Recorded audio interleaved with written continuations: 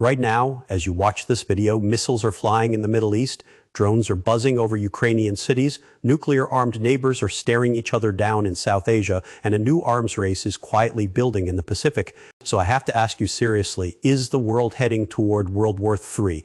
I know that sounds like a clickbait question, but this time I need you to stay with me because the data, the experts, and the headlines are all pointing to the same uncomfortable truth. The risk of global conflict in 2026 is higher than it has been in decades. I'm not here to scare you. I'm here to break it all down. The flashpoints, the players, the risks, and honestly, what we should be thinking about because understanding this matters. Let's get into it. Before we dive into individual hotspots, let's zoom out and look at the big picture, because the picture is alarming. As of March 2026, there are approximately 9 major active armed conflicts happening simultaneously around the world. That includes the Russia-Ukraine war, the Israel-Gaza conflict, the Sudan civil war, the Myanmar civil war, the war in Yemen, and ongoing violence across Syria and the Sahel region of Africa. 9 at the same time. And here's what makes 2026 different from other tense eras in history. It's not just the number of conflicts, it's the connections between them. The world's major powers, the United States, Russia, China, and others, are no longer just watching these conflicts from a distance. They are in them. They are arming sides, funding militias, sharing intelligence, and in some cases, directly engaged.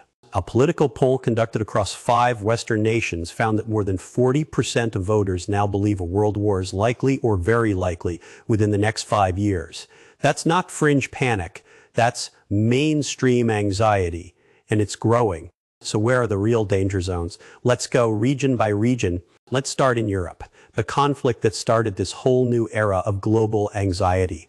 The war in Ukraine is now entering its 5th year in 2026, and it shows no signs of ending. Russia holds swaths of eastern Ukraine. Ukraine continues to fight back with Western military aid.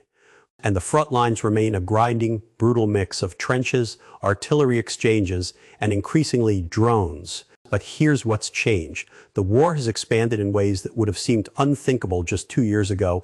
Drone strikes are now hitting deep inside Russian territory, missile fragments are landing near the borders of NATO member states, and skirmishes along the Polish border have put the entire alliance on edge. NATO has been forced to respond, European defense budgets are surging, multiple nations have reintroduced conscription, and the alliance is now actively running contingency scenarios for direct confrontation with Russia. Analysts at the Council on Foreign Relations have specifically flagged the risk that Russian provocations against non-NATO countries in Eastern Europe could escalate into something that pulls the alliance into direct conflict. One stray missile, one misread signal, that's all it could take. And then there's the nuclear dimension. Russia has repeatedly used the language of nuclear deterrence, not just as bluster, but as a genuine policy tool. The doomsday clock, maintained by the Bulletin of Atomic Scientists, sits closer to midnight than at any point since the Cold War. This is not a frozen conflict. This is a live wire running through the heart of Europe. Now let's talk about the Middle East, because 2026 has brought this region to a boiling point that frankly shocked even seasoned analysts. In early 2026, the United States conducted coordinated military strikes against Iranian facilities linked to weapons development and military operations. The stated justification: retaliatory action following attacks on American forces and regional allies. Iran responded. It launched missile and drone attacks targeting locations associated with U.S. military presence across the region. Countries hosting American bases scrambled their air defenses. The world held its breath. Reuters and the New York Times described this as one of the most direct U.S.-Iran confrontations in years. International news agencies quickly flagged that the crisis had the potential to draw in Saudi Arabia, the UAE, Iraq, and Syria, either through proxy warfare, airspace disruptions, or outright military spillover. And the ripple effects are already being felt. Energy prices have spiked. Shipping routes in the Persian Gulf face renewed uncertainty. Global markets are on edge. Meanwhile, the situation between Israel and Gaza, though a tenuous ceasefire took hold in late 2025, remains deeply fragile. Israel's military posture in Syria has expanded. Turkey is asserting influence in northern Syria. Iran's proxies remain active across Lebanon, Iraq, and Yemen. The Middle East isn't just burning in one place. It's smoldering everywhere, and the United States is directly in the middle of it. Of all the flashpoints on this map, the one that keeps defense analysts up at night most is, minus perhaps surprisingly, South Asia. India and Pakistan, two nuclear-armed nations, a disputed border, a history of wars, and in 2026, a cascade of new tensions that has security experts genuinely alarmed.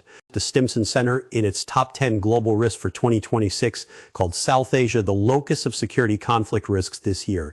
That's a striking statement, and they back it up. Following terrorist attacks that inflamed tensions between the two countries earlier this year, both sides claimed military victories after border skirmishes. Pakistan's military leadership, emboldened by constitutional reforms that expanded its powers, has taken a more aggressive posture. India's prime minister finds himself in a difficult domestic position after diplomatic setbacks. Neither side can afford to look weak. Layered on top of all this, unresolved disputes over Kashmir, freshwater access issues tied to climate change, and the ever-present threat of a terrorist attack that could trigger swift retaliation. Both countries have nuclear weapons, both have demonstrated the willingness to use conventional force, and both are operating in a political environment where leaders have domestic incentives to appear strong. This isn't a distant hypothetical. This is a live situation where one miscalculation, one terror attack attributed to the wrong party, one border crossing that goes further than intended, could escalate faster than diplomacy could respond. No conversation about World War III is complete without talking about China and Taiwan. The Taiwan Strait has long been described as the world's most dangerous waterway, and for good reason. China's People's Liberation Army has conducted increasingly aggressive military drills in the strait, including live-fire exercises that analysts have described as rehearsals for a potential blockade or invasion. The United States, for its part, has ramped up financial, military, and rhetorical support for Taiwan's continued self-governance. The tension between these two positions, China's insistence on reunification and America's commitment to the Taiwan's security, is structural. It doesn't go away. Now, there is some nuance here. Following a summit between President Trump and Chinese President Xi Jinping, some analysts, including those at the Stimson Center, have assessed that a direct military confrontation in the Taiwan Strait is less likely in 2026 than in recent years. Diplomacy has provided some breathing room, but breathing room is not resolution.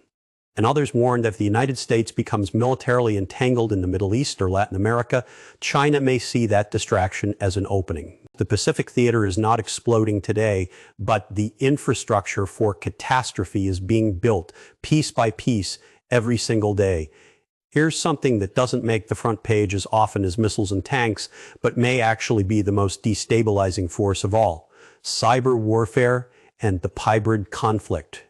Russia has refined hybrid warfare, the combination of disinformation, cyber attacks, economic coercion, and proxy violence, into something approaching an art form.